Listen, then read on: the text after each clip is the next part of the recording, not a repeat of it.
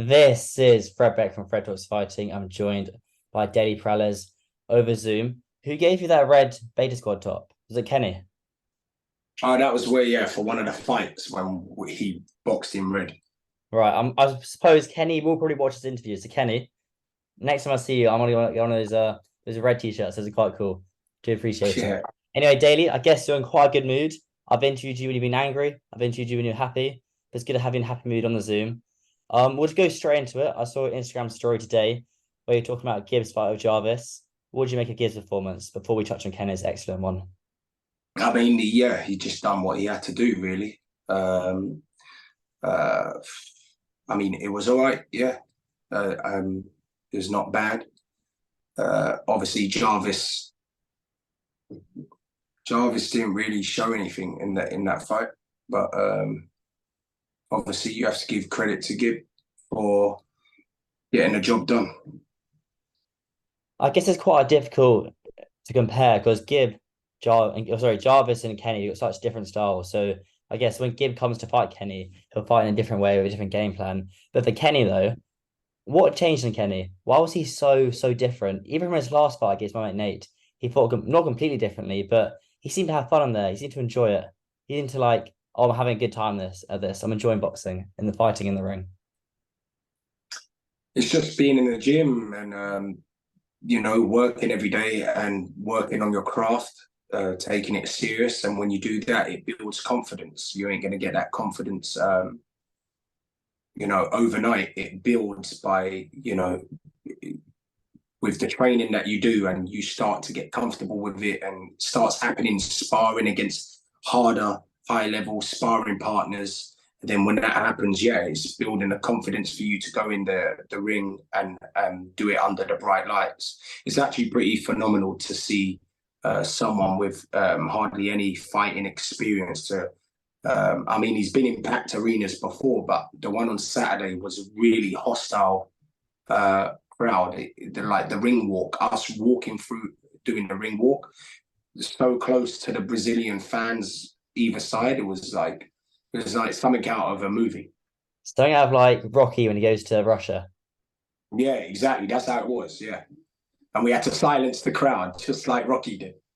Yeah, I guess someone will probably make a TikTok edit, or I'll probably see you on your Instagram story a few days time, or like they'll do a comparison video of when Rocky goes to fight Ivan Drago and then Kenny fights Winston, like a double kind of combination. But is there not anything specific? Because Kenny's always trained hard. That's nothing new. He's a hard worker. But is there nothing specific though, daily you change your training to put on that type of performance?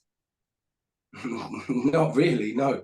It's because I've got my way of teaching, my methods, and obviously I want knockouts, I want great performances, but I'm a realist as well and understand that boxing you can't learn it in 2 minutes. So there's going to be ups and downs, bumps in the road, but before we start, getting the seeing reward, getting the rewards for all the hard work. So it's not really about changing. I mean, the rack suit. The only thing that change shifted is in like having a balance between uh you know real boxing but also entertaining the fans, the influencer fan base. But again, that comes with confidence, being in the gym every day and working hard, having high quality sparring partners to bring that out. And obviously he was confident in there to showcase his skills. He was excited back in the all week leading up to the fight. He was excited to get in there in the changing room before when we're warming up and going through our routines. He's like, I want to get in there. I want to show everyone what I'm gonna do to Winderson. He goes and he was saying stuff like in the dressing room, Winderson don't even know what's coming to him. He don't even know. Get me in there. Get me in there. Why is it taking so long? So yeah, it's really cool. Well, it took so long because there were no knockouts in the card. Well, the first fight there was, that was a mismatch. Apart from that, on Misfits, there's always a lot of knockouts, but on this Kingpin one, I guess there weren't any knockouts, which is why it took so long for Kenny. But who taught Kenny those showboating dances, where it's going like that, changing his hands, moving his shoulders? Did you teach Well, if you those? if you look on my YouTube channel, there's I recently, like a few months ago, I sparred. I dusted off the cobwebs and I sparred. And the reason why I done that as well, I sparred another pro fighter, and I haven't been the last time I done a pro fight was in 2011, and I've never really trained, not in boxing anyway, just like here and there. But that day, Kenny was there, Deji was there, my pros were there. So I just thought to myself, this is just another way to teach them and for them to see from the outside what I expect from them. And I was doing all those things that you're saying in front of their very eyes. So it's about inspiring my fighters and for them to see like, wow, if my coach can do that, and then there's no excuses me not to do it, especially with me teaching what I'm teaching behind all of that as well. So yeah, I love Roy Jones, I love Floyd Mayweather, I love Muhammad Ali, Lennox Lewis, Bernard Hopkins, Sugar Ray Robinson, Sugar Ray Leonard. So with my favorite fighters, I take little bits from everyone. Andre Ward, little bits from everyone, and just try and mold it into what I believe works. And it happens to work. It was unbelievable. I was watching the fight today. I couldn't believe what Kenny was doing in there. Well, so from one time watching you spar, you take all the credit for his dance moves. Yeah. I'll take all the credit. Um, No. It's through hard work, and the thing is, the dance moves. The funny thing enough, we but drill. Daley, do you allow that sort of thing in sparring, dance moves and stuff? Yeah. But the thing is, with that kind of stuff, it has to come naturally. So I always tell my fighters, if you're going to showboat or if you're going to have fun in there, let it be because you've given someone a beating to the point where you feel so comfortable that they're not going to even lay a glove on you again, that you can now start to relax and have fun and entertain a crowd. But let it happen naturally. Let it happen and flow naturally. Don't force being a show off or force showboating, because then the fans will look, see through that and see you as a fraud. So I love the way he just broke Winderson down from round one and then just started to have fun in there after that. You don't want to be, well, you don't want your fighters being added to one of those YouTube combination videos where showboating goes wrong. You must have seen those daily on YouTube, where the fighter I've showboats seen all the many. time and it gets chinned. You don't, but then I've again, seen, one of those things is when it's in the moment and everything going so well and everything's reacting so smoothly, then I guess it kind of does help and gives the fighter even more confidence. And it kind of makes his opponent, I guess Winnerson, feel kind of even more demoralized in the ring. Let's move on to Kenny versus Gibb though, the final. I'm guessing it'll be end of September time, early October, knowing that. 1 second, yeah. I do want to put on record as well that for once, 90% of everyone is saying, wow, phenomenal performance by Kenny. Like, it's one of the best performances ever, right? But then you still got those 10% that still have something to say about Kenny. And, and what I want to say to those people that are saying, well, it's easy to look good like that against a punching bag. Well, I'm trying to educate you lot about boxing. The reason why he looked like that is because we trained for him to look like that. He's tailor-made for Kenny's style. So that's why I knew when we were fighting Winderson from day one, I told Kenny, this is going to be the easiest fight that you've ever had, because he's made for you. Now it's our job to take everything Winderson does good away, which you will easily be able to do because he's tailor-made for you. So for people to say he's a punching bag, and it's easy to look good like that, yes, he was a punching bag because we made him into a punching bag. You know what I mean? Because before that fight, everyone was saying how Winderson's going to be a hard fight. They don't know how Kenny's going to do against him. Winderson's got this. Winderson's got great head movement. He can punch. He can come forward, throwing loads of combinations and this and that. So for him to do all that, he has to get near Kenny. And Kenny has to stop all of that. And we specifically trained for every single great thing that Winderson does so he cannot lay a glove on Kenny. And it's as simple as that. It's just like Floyd Mayweather against Arturo Gatti. Arturo Gatti is a legend of the game. He's a multiple world champion. But when he met Floyd, he had no answers because Floyd obviously trained to take everything Gatti done great away from him. And that's it. So that's what I want to say. It is nice to see Kenny get the credit he deserves. But you say 10%. I didn't really see any. Obviously, you see a little bit of criticism, but it was literally, I think about 95% of it was all kind of love on Twitter for Kenny. Yeah, yeah, I barely saw anything. It is good you stay off Twitter though, Daley. I think that's probably the best thing you've done. One of the best things you've done is stay off Twitter because you get wound up on You Twiter. say what? It's staying off Twitter. I know you're on it, but you don't use it much. No, I don't know. I can imagine you just going back at the fans on that. It'd be quite entertaining to be fair. Let's just talk about it. Gibb versus Kenny. There's an awkward bit for you because Leon Wills trains in your camp. I brought this question up back in April, and people were saying, Fred, why are you acting like a snake? But I'm very, very curious. So you got with Leon Wills, your S&C coach. He trains in your camp with Deji, and he's also in Gibb's camp training Gibb.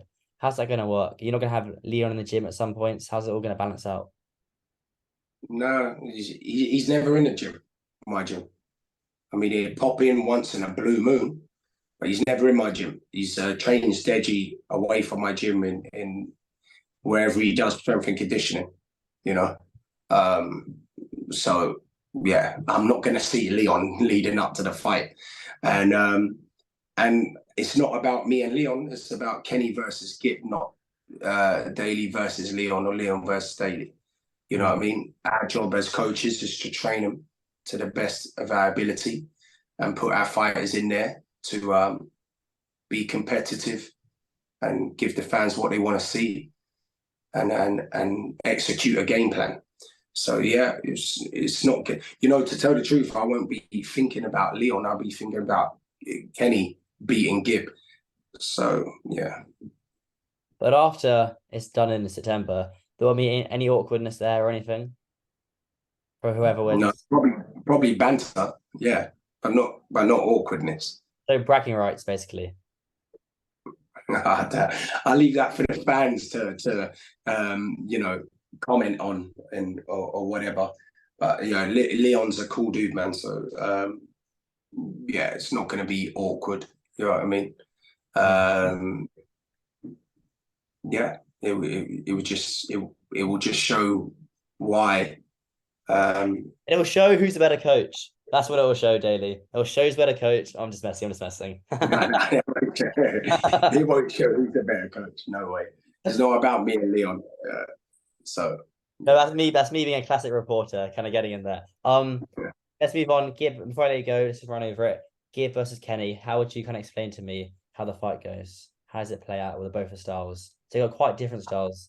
I guess Gibb's kind of more of a stronger. I don't know about a stronger fighter, but he's quite come forward. Kenny's very slick and technical. well, I've got to be very careful of what I say here because obviously, you know, game plan and stuff like that. But all I can say is I'm excited for this one just because of the way Gibb fights. That's all I can say. I'm more excited about this one than I am the Winderson fight because of Gibb's style. And I expect and I demand from my brother, which is going to be hard to top, but a better performance that he had against Winderson.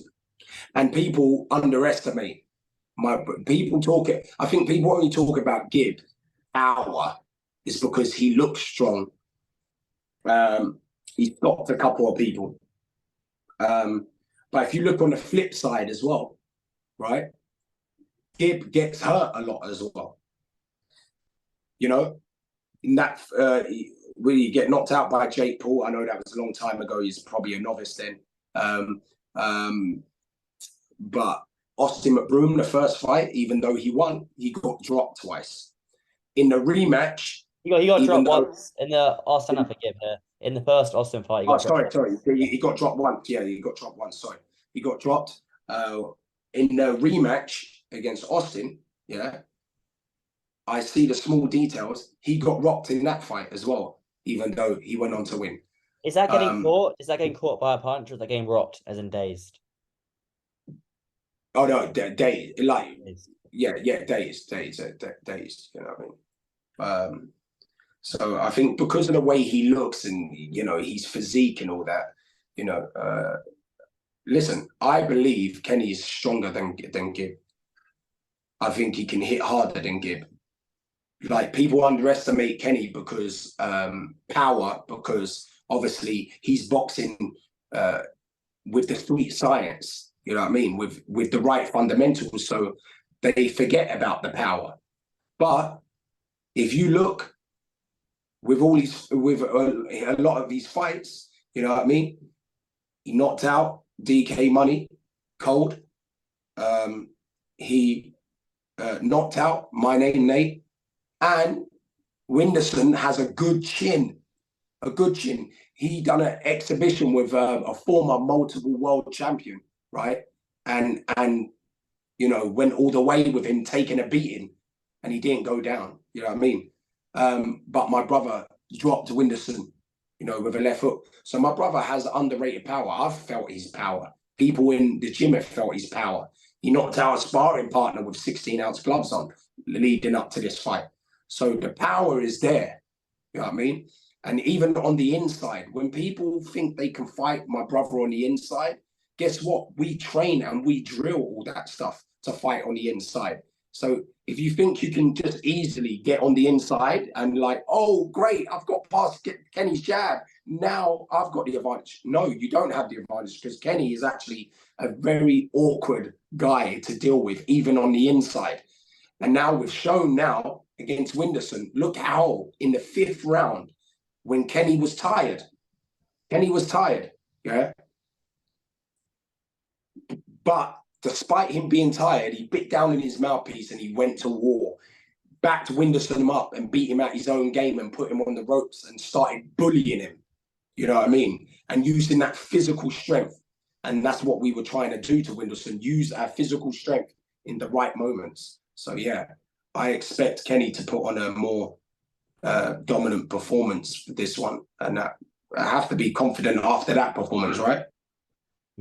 Yeah, well, I think you guys been obviously you don't want to get ahead of yourselves, but that performance, in my opinion, I'll probably get like kind of roasted to this on Twitter, but I think that's the best influence boxing performance to date so far. I think so, considering all what's happened with Kenny in the past, and then Yeah, do that against under the pressure, all the Brazilian fans in the yeah. of a main event. I think to add everything up together, it does equal to the best performance. Just a And clean Gib, performance. It's not and Gib, I respect Gib. I respect their team. I know they're going to come to fight, and that's why we work hard. We don't underestimate anyone. I don't care who it is. If you underestimate opponents, and then upsets can happen, or even if it's not upset, you just lose. You know what I mean? So we don't underestimate anyone. And especially because people talk about Gib as one of the top ones. Um, that's even more that we've got even more of a like we want to prove people wrong again. but you You got know what more I of a mean? fire. You got more of a fire inside you. Yeah. I've never seen Kenny like this in this tournament. As he's gone along in this tournament, like there is like he's ice cold. Like this tournament means the world to him. Like he's going to go above and beyond to get the victory and win this tournament. Who do you think the favorite is? Say there's betting odds. Would Gib be the favorite or Kenny be the favorite? Because Gibbs boxed for a lot Well, longer, way if longer than Kenny's box. So then Kenny has such a good if performance last time out. So if you're a bookie, if you're a bookie or the general public, who's the favorite? Would you say for this fight? if I was a boxing fan watching from the outside, watching both of them, I'll say Kenny. Hmm. But I know the influencer world are gonna have Gibbs slightly ahead of Kenny, just because he's been around longer. You know, uh, 7-figure Gibber, all that stuff. You love it, Daley. You Um, love the influence boxing world. yeah, no, I do. I love it. I love it. Yeah, I mean, it's taught me a lot actually as a coach. To train my brother from scratch has taught me a lot as a coach. I mean? It's a blessing. The documentary will be a very, very good one. Yeah, we're ready for Gibb. I wish it was next week. We're ready for Gibb. I know he's going to bring his A game, and the experience doesn't. I have a say. We have a saying, right? Records are for DJs. That's what everyone said to me when I boxed as an amateur. Oh, that's what Yeah, everyone says as the amateurs. Records are for DJs. exactly. Records are for DJs. So we respect him as a. We're gonna obviously. I never ever let my brother get ahead of himself and think he's this and that. My brother's the most humble person, you know, in the boxing influencer scene. You know, after the fight, we just had grabbed some food and he went to sleep. Mm. You know what I mean? Like he's such a humble, hard-working person. I know how much you love doing interviews, so I'll ask you one more question, which will probably be quite, very, very awkward for you. Now, after that performance, who do you think is the better boxer out of Deji and King Kenny? Oh, that's not fair, man. I'm sorry, Daley. I can't even answer that because they're both different. They're different styles.